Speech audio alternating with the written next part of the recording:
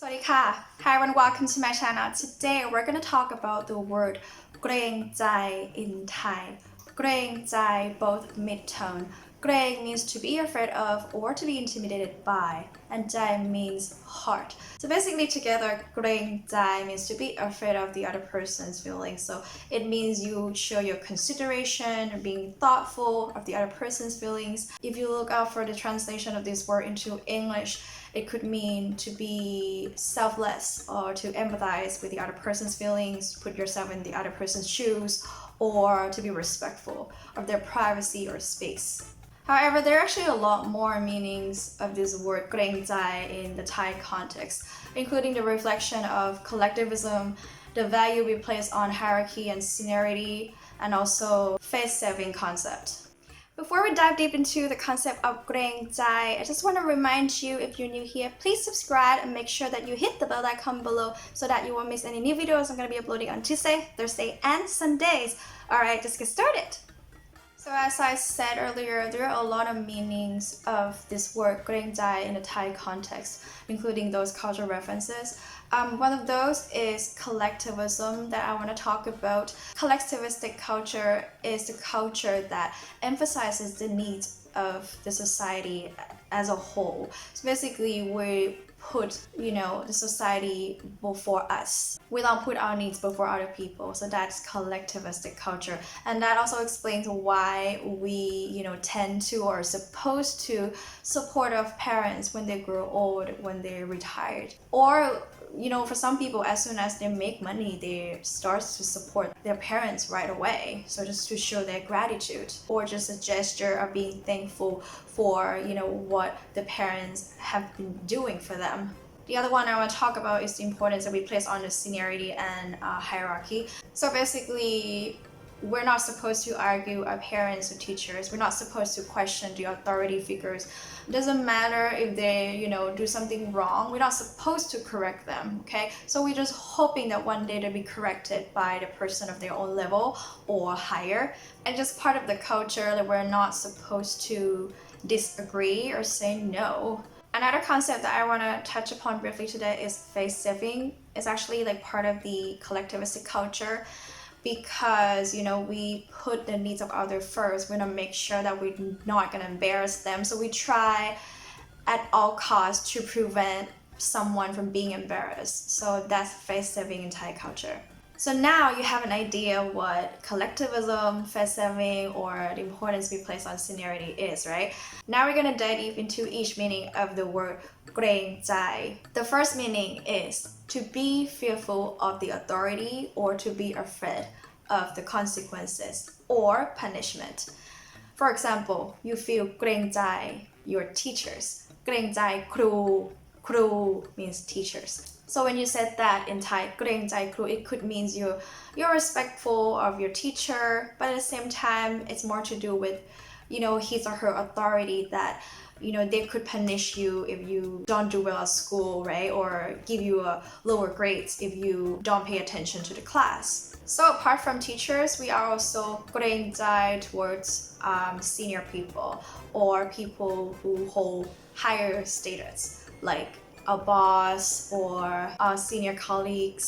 So when you say เกรงใจ someone in this context, it doesn't always mean that you're respectful of the other person, but it's more to do with you being fearful of the consequences if you don't show respect or เกรงใจ to the person.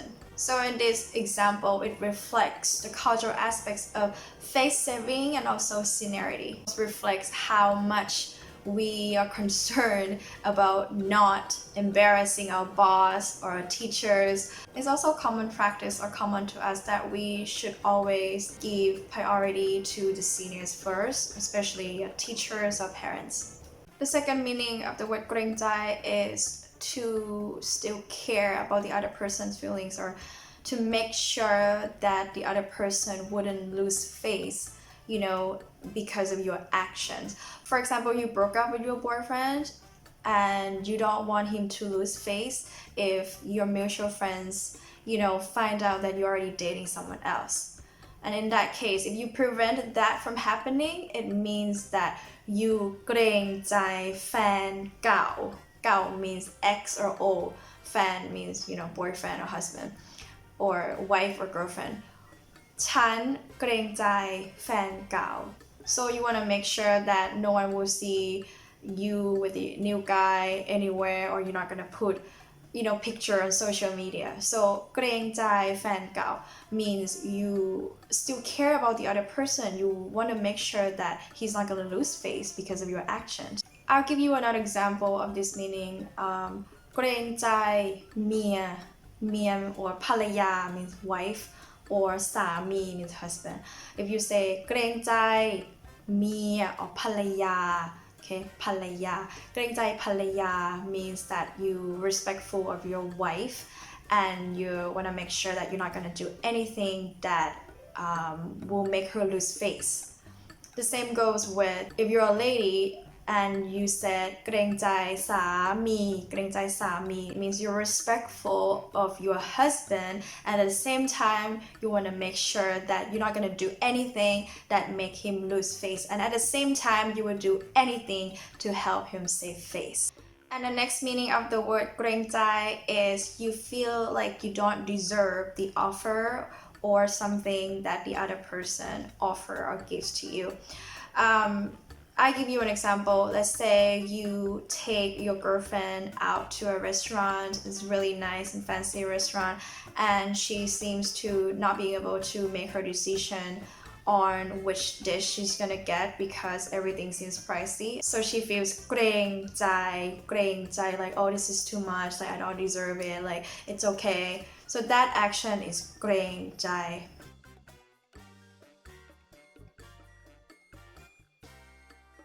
I think some people are too เกรงใจ and sometimes it's a little exhausting for them.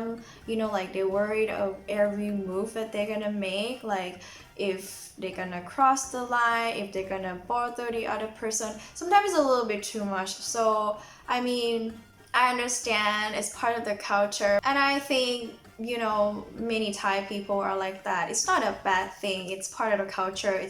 It's part of us that we care so much about the other person.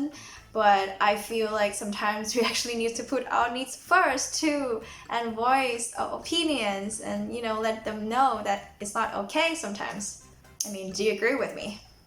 So another example I want to give you in regards to this meaning is, let's say you are on MRT and someone offers you a seat and you feel like, oh, it's okay, even though you're exhausted and you feel like you want to sit for a second, but you feel like, no, you don't deserve this, and maybe the other person probably needs the seats more than you do. Then that action is เกรงใจ.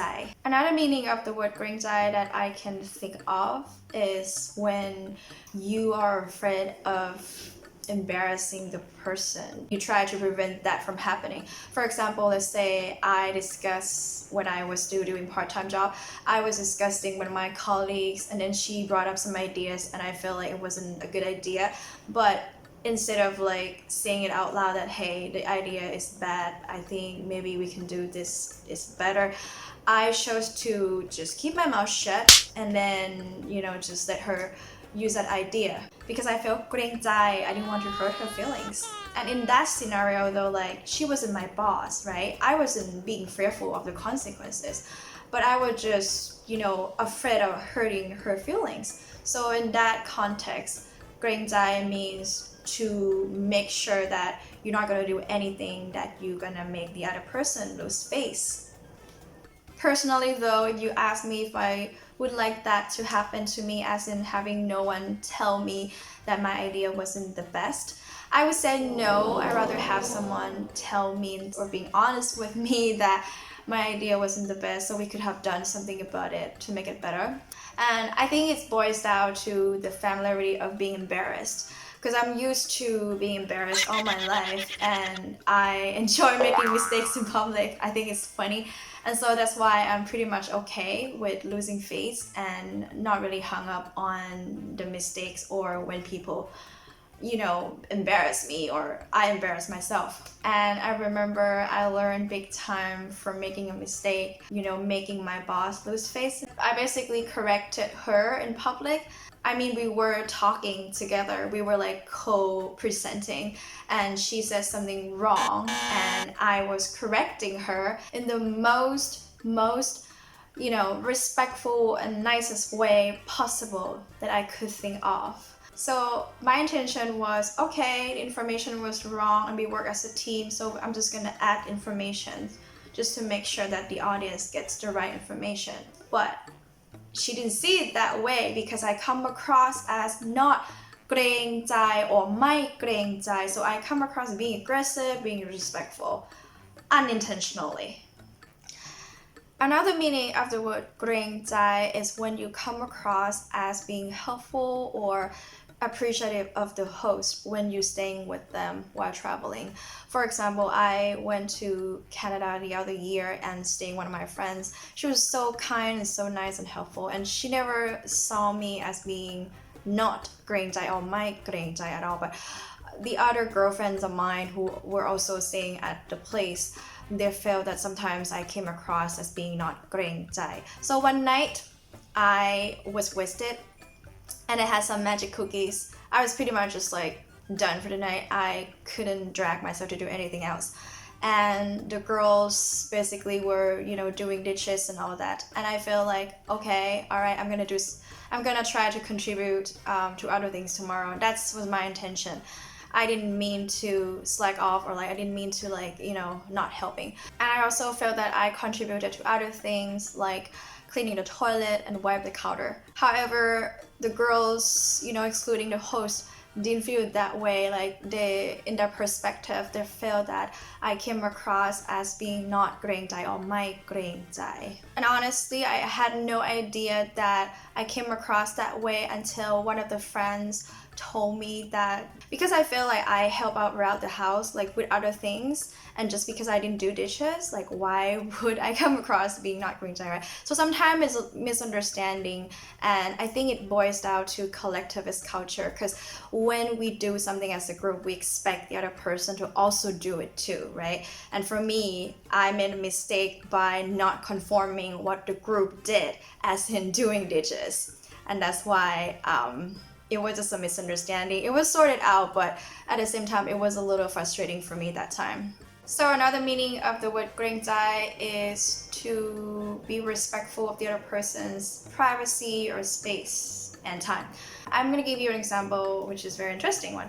2 weeks ago, I got a message from someone who's not very close to me, and he needed some help with some personal stuff. So basically he wanted me to help translate something into Thai, and I was busy getting my nails done, and so I couldn't help him.